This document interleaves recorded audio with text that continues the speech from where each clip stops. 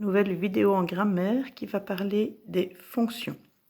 Alors quand on entend le mot fonction, on peut essayer de se rappeler quand on l'avait entendu précédemment. On avait parlé des mots et on avait dit que tous les mots de la langue française avaient tous une nature et une fonction. Alors on se rappelle que la nature, c'était quelque chose qui ne change pas. Et la nature me dit ce qu'est le mot. Et on a les différentes natures de mots dans la roue de la grammaire. Et donc on peut les représenter également, ils sont représentés ici par des petits bonshommes, déterminants, noms communs, adjectifs, mots liens, pronoms, verbes, adverbes. Donc ça c'est les natures de mots, c'est ce qu'ils sont qui ne changent jamais.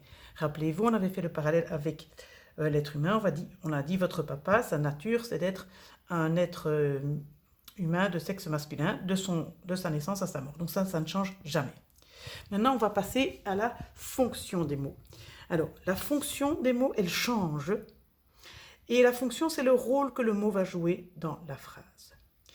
Et on va les représenter ici par un petit train avec un groupe sujet, un groupe verbal qui a dedans d'autres petits wagons et des groupes compléments circonstanciels.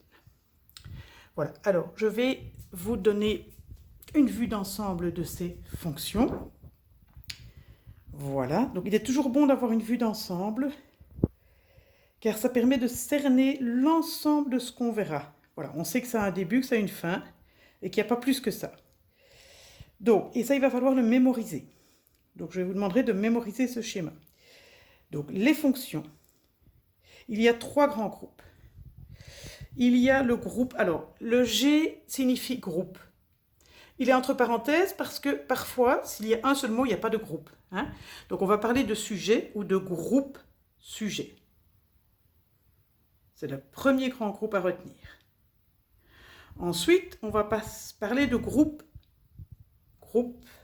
verbal. S'il n'y a pas groupe, on mettra verbe. J'avais écrit verbe au départ. Maintenant, on ne dit pas groupe verbe, on dit groupe verbal. Groupe verbal, deuxième grand groupe à retenir.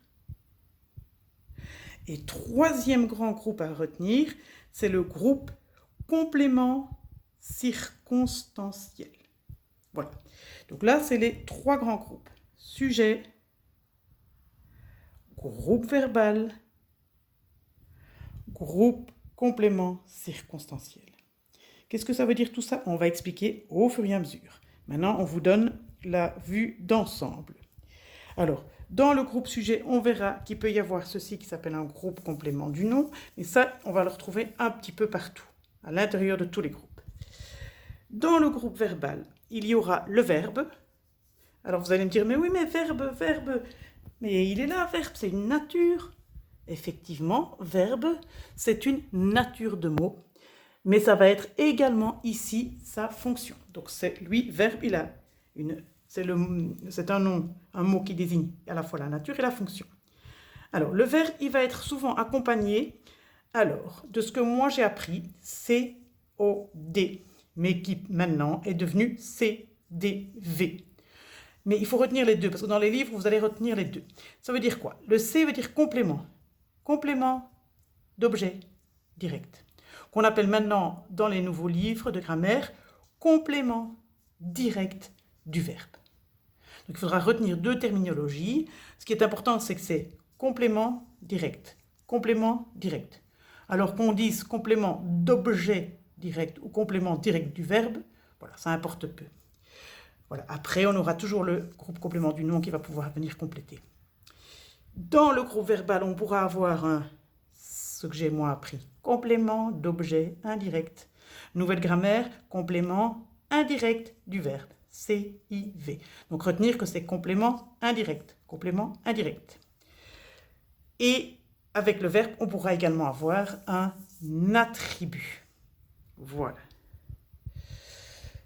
Ça, c'est pour le groupe verbal. Dernier grand groupe, complément circonstanciel.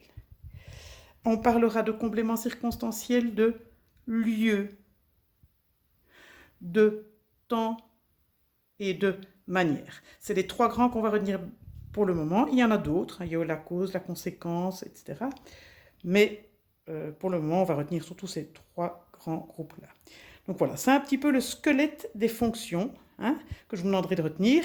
Et on va analyser chacun des groupes, chacune des fonctions au fur et à mesure. Voilà, voilà.